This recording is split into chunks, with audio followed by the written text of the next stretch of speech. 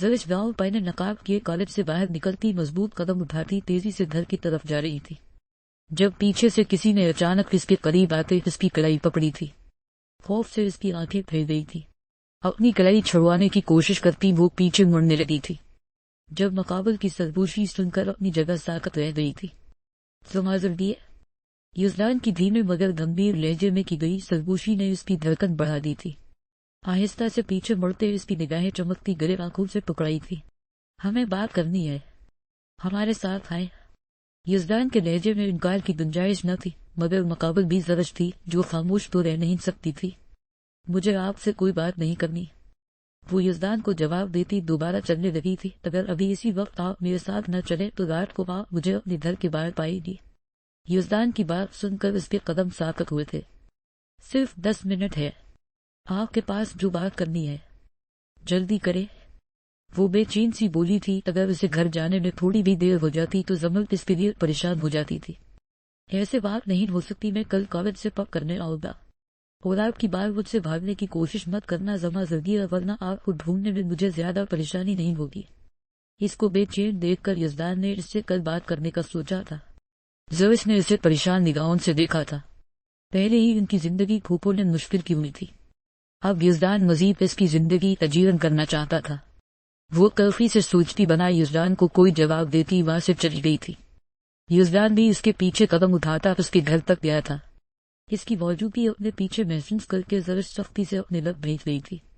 زرش کو گھر میں داخل ہوتا دیکھ کر وہ خاموشی سے واپس لوٹ گیا تھا۔ خان سے بہانہ بنا کر وہ یہاں زرش سے 2 گھڑی بات کرنے آیا تھا مگر وہ بھی اسے صحیح سے اس سے بات کرنے کا موقع نہ ملنے پر اب کی بار اس کا موڈ خراب ہو گیا تھا۔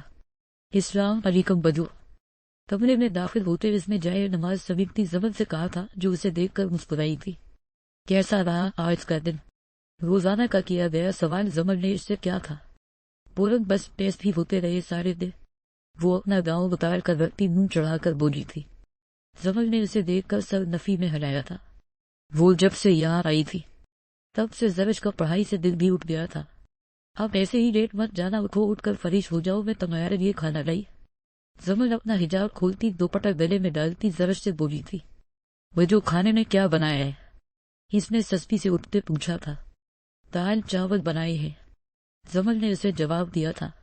افف شکر ہے، ورنہ روز روز روٹی کھا کر میری بس ہو گئی تھی، زرش منہ بنا کر بولی تھی۔ زمل اس کی بات پر اداس ہو گئی تھی۔ وہ جانتی تھی زرش کو چاول کتنے پسند ہیں مگر پھوپھولنیز اور آرزو چاولوں کی نسبت روٹی زیادہ کھاتے تھے۔ اب جاؤ جلدی سے فریش ہو جاؤ، میں کھانا لے کر آئی۔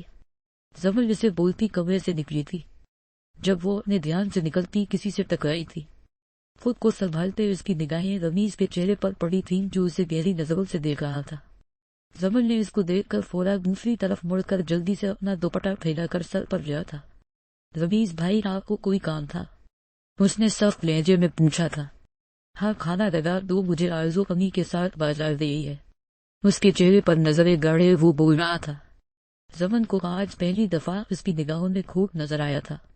جی میں ابھی لگا دیتی ہوں، وہ بول کر جانے لگی تھی جب رمیز کی بات سن کر وہ گھبرا گئی تھی۔ میرے کمرے میں لے آنا۔ رمیز اس کے صحابے کو دیکھتا ہلکا سا مسکرا کر بولا تھا، اگر آپ کو کھانا کھانا ہے تو خود جا کر کچن سے لے لے، بجو آپ کی نوکرانی نہیں۔ کمرے سے باہر نکلتی زرش رمیز کی بات سن کر جواباً بولی تھی۔ زبر زرش کے آنے پر پرسکون ہو گئی تھی، ورنہ اسے رمیز سے خوف آنے لگا تھا۔ رمیز نے اس چھٹانک بھر کی لڑکی کو وسع سے دیکھا تھا۔ اپنی زبان کو لگام دو، زرش بھولو مت بڑھاؤ، تم سے رمیز نے اسے جھاڑا تھا۔ بھائی آپ جائیں، میں آپ کو کھانا دے دوں گی۔ بات بگڑتی دیکھ کر زمل فورا بولی تھی، 5 منٹ میں گرم کھانا مجھے روم میں مل جائے۔ رمیز سختی سے بولتا وہاں سے چلا گیا تھا۔ آپ ہی رمیز بھائی بدل گئے ہیں۔ رمیز کی پشت کو دیکھتی زرش اداسی سے بولی تھی، مشکل وقت ہمارے لیے تو آزمائش ہوتا ہی ہے مگر یہ ہمارے رنگ دل موجود لوگوں کا بھی امتحان ہوتا ہے۔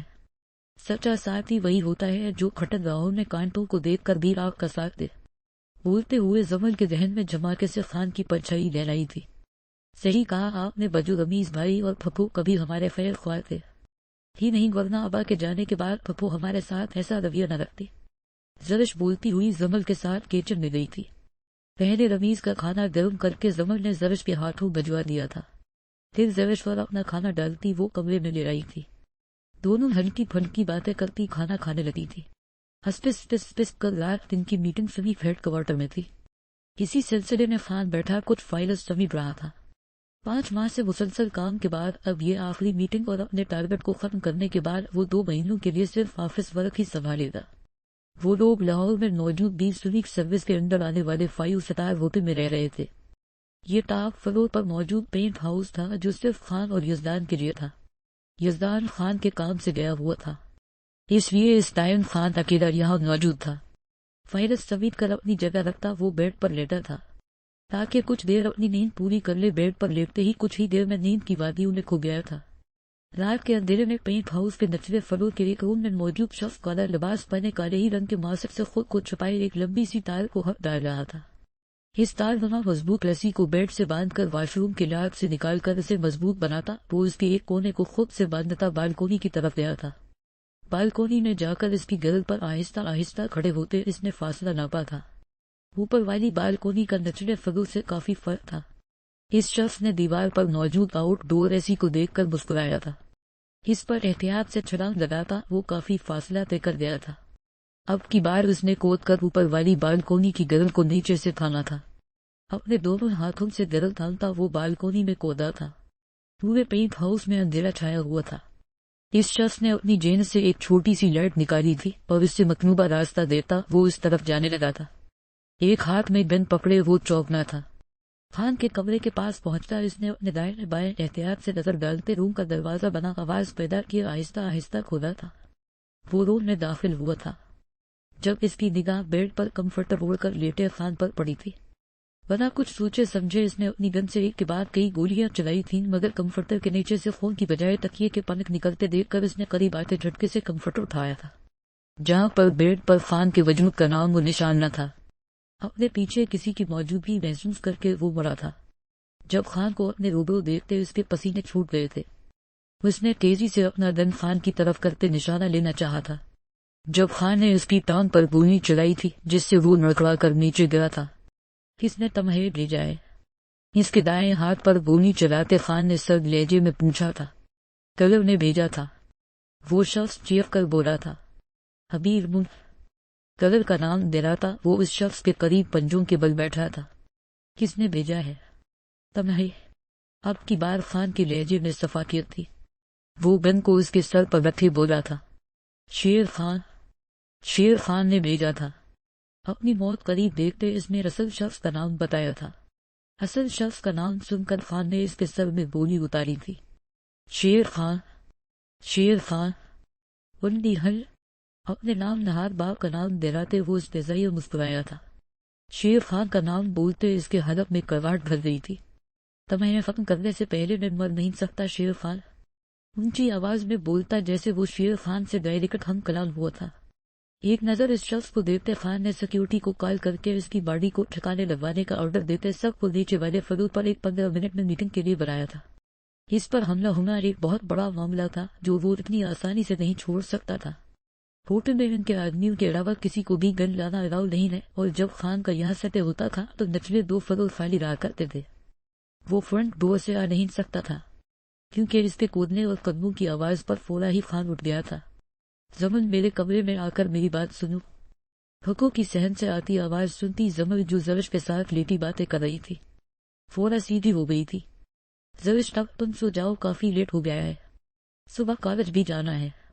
زمن 11 بجے کا ٹائم دیکھتی زرش کا ماتھا عقیدت سے چوم کر بولی تھی۔ زرش نے مسکرا کر اپنی بہن کو دیکھا جس نے کبھی اسے ماں کی کمی محسوس نہ ہونے دی تھی۔ زمن اپنے کمرے سے نکلتی ککو کے کمرے میں چلے گئی تھی۔ اسے رمیز اور آرزو کے کمرے سے اونچی آوازیں آ رہی تھی مگر وہ اگنور کر رہی تھی۔ اسے دنسوں کے معاملے میں دسنا پسند نہ تھا۔ جی پھپھو آپ نے بلایا تھا۔ وہ بیڈ پر بیٹھی ماجدہ بیگم کے پاس کھڑی ہو گئی تھی۔ ہاں میرے پاس بیٹھو بیٹا۔ پھپھو کے شیر لہجے نے زمل کو پریشان کر دیا تھا۔ جی پھپھو تم تو میری سب سے پیاری اور فرمان بردار بیٹی ہو، اس کے منہ پر نرمی سے ہاتھ پھیرتی کھکو ماجدہ نے کہا تھا۔ اب تمہارے ابا تو نہیں رہے اور تم دونوں میری ذمہ داری ہو، اس لیے میں نے ایک فیصلہ کیا۔ یہ زمن کو اپنے ارد خطرے کی گھنٹیاں سنائی دینے لگی تھی۔ بیٹا میں تمہاری رمیز سے شادی کروانا چاہتی ہوں۔ پھپھو کی باتوں پر اس کا رنگ اڑ گیا تھا۔ وہ کیسے ایک شادی شدہ مرد سے شادی کر سکتی تھی؟ کیا پھپھو یہ چاہتی تھی کہ ساری زندگی اسے نوکرانی بنا کر کام لے؟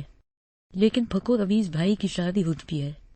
زمل خود کو سنبھالتی بولی تھی، بھانج ہے وہ بگوڑی، اور مجھے وارث چاہیے جو وہ ساری زندگی نہیں دے سکتی۔ لیکن میں رویز کی شادی تم سے کرواؤں گی، میری یہ خواہش پوری ہو جائے گی۔ پھپھو کی خودغرضی سن کر زمل حیران رہ گئی تھی۔ کیا وہ اتنی مطلب پرست ہے کہ اسے زبردستی اپنا فیصلہ تھوک کر رویز سے شادی کروانا چاہتی تھی؟ خدا کا خوف کرے پھپھو میری بہن بچے پیدا کرنے والی مشین نہیں ہے، اور نہ ہی آپ کے اس شادی شدہ بیٹی کی ساری زندگی غلام بن کر رہے گی۔ اگر اتنے ہی پوتے پوتیوں جہاں آپ کو شوق ہے تو اڈاپٹ کروا لے۔ زرش جو پانی پیسنے کے لیے کچن جا رہی تھی، متجسس سی ہوتی کھکو کے کمرے کے باہر کھڑی ان کی باتیں سن رہی تھی۔ وہ تو بھڑک ہی اٹھی تھی۔ اپنی زبان کو لگام دو زرش، شادی تو زمل کی رویز سے ہی ہوگی۔ کھکو بھی جواب چیخ اٹھے تھی، 1 منٹ چپ رہو زرش۔ زرش کو زمل نے ہاتھ اٹھا کر چپ کروایا تھا۔ پھپھو آپ کا ہم پر احسان ہے، آپ نے ہمیں مشکل وقت میں پناہ دی، مگر اس احسان کا بدلہ میں آپ کے بیٹے سے شادی کر کے نہیں چکا سکتی۔ آپ کو اگر رویز بھائی کی شادی کروانی ہے تو باہر سے رشتہ ڈھونڈ لے، لیکن میں نہیں کر۔ زمل دلین بلدین مت بھولو کس کو جواب دے رہی ہو، مجھے امید نہیں تھی تم دونوں اتنی زبان دراز ہوگی۔ تمہارے ابا نے زبان دی تھی زمل کی شادی رویز سے ہوگی، اگر تم اپنے ابا کی ذرا بھی عزت کرتی تھی تو مان جانا۔ کھکو نے انہیں ایموشنل کرنا چاہا تھا، جس کا زرش پر تو کچھ خاصا اثر نہ ہوا، مگر زمل سر جھکا گئی تھی۔ اپنے ابا کی عزت اور زبان کا خیال کرتے اس نے سر کو خم دیتے رضامندی ظاہر کی تھی۔ زرش نے احتجاج منہ کھولنا چاہا تھا جب زمل اسے کھینچتی ہوئی کمرے سے دے رہی تھی۔ وجہ یہ آپ کیا کر رہی ہے؟ وہ جان بوجھ کر آپ کو پھنسا رہی ہے، زرش چٹک کر بولی تھی۔ زرش یہ میری زندگی کا فیصلہ ہے، اس میں تمہارا کوئی عمل دخل نہیں ہونا چاہیے، تم اپنی پڑھائی پر توجہ دو، زمل نے سختی سے کہا تھا۔ زرش لب بھیج گئی تھی۔ اس کے بعد وہ دونوں ہی اپنی اپنی سوچوں میں گم ہو کر لیٹ گئی تھی، مگر نیند ان کی آنکھوں سے کوسوں دور تھی۔ یزدان رات کو دیر سے واپس آیا تھا۔ جب اسے خان پر حملے کا پتہ چلا، ان کو پتہ چلا تھا عبدالرحمن نامی ہیکر نے سسٹم سے چھیڑ چھاڑ کی تھی، جس کی وجہ سے خان کی سیکیورٹی کو بھی علم نہ ہو پایا تھا۔ خان صبح ہوتے ہی اس شخص کی باڈی شیر خان کو پارسل کروا چکا تھا۔ وہ بے شک اس کا باپ تھا، مگر صرف نام کا ہی۔